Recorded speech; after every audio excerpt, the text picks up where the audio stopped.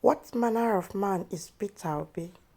Hello guys, before we listen to this video, don't forget to like, share and follow for more updates. Peter Obi, you are great. Let's watch this video. It is not gospel. Okay. Real quickly, I'd like to ask you this. Has presidential candidate of the APC, Bola Ahmed Tinubu, has he called you? Because he says he's been reaching out. Has he reached out to you? Have you spoken? That's number one. Number two will be, what would you say about now the ethnic strife that has resulted in the governorship contest in Lagos? They are now pitching the Igbos against the Yorubas.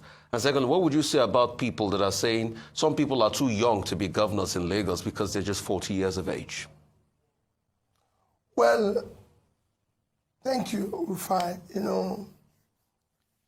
First, that I've always said that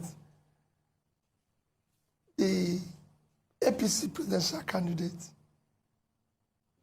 is an elder brother. I can even call him a father.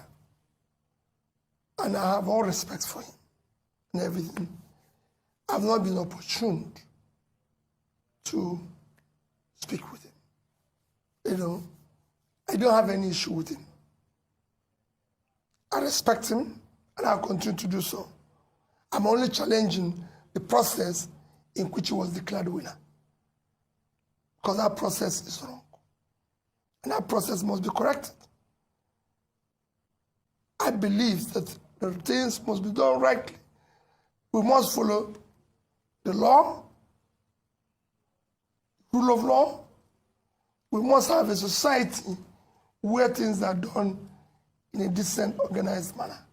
Especially as we're trying to build this new nation that will be exemplary and the world will take us serious and respect us. Number two is that what you see as ethnic strife is just people trying to hide under what does not exist to cause confusion. There's no such.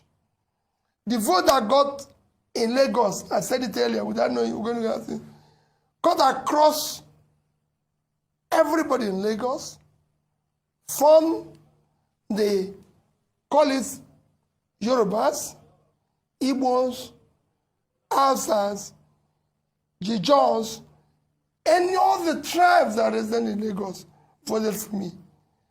I can tell you that I have a lot of people who I know have truly Yoruba, who are actually supporting me 24 hours. And it shouldn't be. In 2003, Obasanjo got over 90% of the votes in the entire Southeast. That's why the fact that our own revered leader, Ojukwu, was contesting. Nobody shouted at anybody. Nobody said, I won't do business with the Yorubas or with the Northerners or with anybody. He failed in the Yoruba land. But we gave him more votes in the Southeast, even when our own revered leader was contesting. Nobody quarreled with it. We have Yoruba people who live in the East. Don't think that it's the only here. I can tell you in Onitsha, where I live, two prominent people that I deal with are completely from the Southwest. And they were there. Nobody had asked them. There were people doing their business who have democratic right to vote whoever they want. And I can go back to history.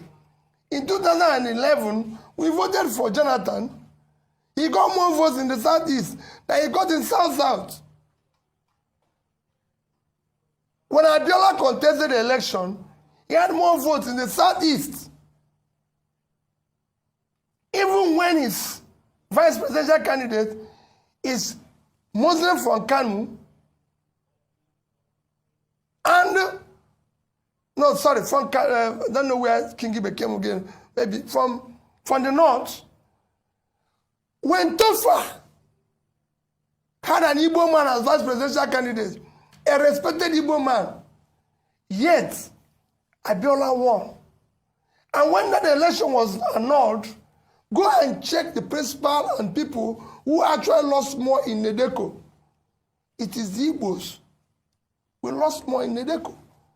It is the Rafobians of this whose business were ruined. Go and check it. So when people bring what is not there, so who are those who voted for me in Abuja? Were the Igbos. Nobody got 25% in Abuja among the two parties. Is it the Igbos who voted for me in Jos, in Plateau? Is it the ones in Nasarawa? Is it the Igbos in occupying Nasarawa? The governor of Nasarawa said I won't get 10% of the votes in Nasarawa. The governor of Kaduna said I won't get 2,000 in Nasarawa. In Kaduna, I got 300,000. So let us not, at 300,000 Igbos in Kaduna. So where does this start? It's just people, I'm appealing to people for the interest of Nigeria. Today, we have a Pakistani as mayor of London, an Indian as prime minister. And they are doing far better than we're doing. In this place that is not even working, we're still trying to divide ourselves based on, and that's what we're trying to remove. It is this rascality, it is this structure we're trying to remove that brings this hatred, which we must remove in this system. So that the system can work. When people can no longer compete based on character, competence, compassion and capacity, they resort to ethnic, religious, and be shouting, oh, Peter campaign on religion, oh, Peter campaign on, but they are the ones doing it. I've never in any way told anybody in any church, in any gathering, vote for me based on this. I've said it, do not vote for Peter Obi based because of this part that is from the Southeast. People voted for me on issue of somebody being young and modern. It's laughable. It's actually, we should actually stop people from being old and contest. If I have my way, if we can retire our bishops at 70, retire our professors at 70, Supreme Court at 70, it's time we put age for this our politics so that people can also retire. Because there's a reason why we say at 70, 75, people should go and rest. So let us, is these people that are saying it that are bringing confusion? Age of 40 is age where people are becoming or became president in America, the world's biggest economy, 25 trillion. And you're just 400 billion. And you're talking about age. That is the right age, the right background, the right education. Mr. Peter Obi, we've been talking about the presidential election, but your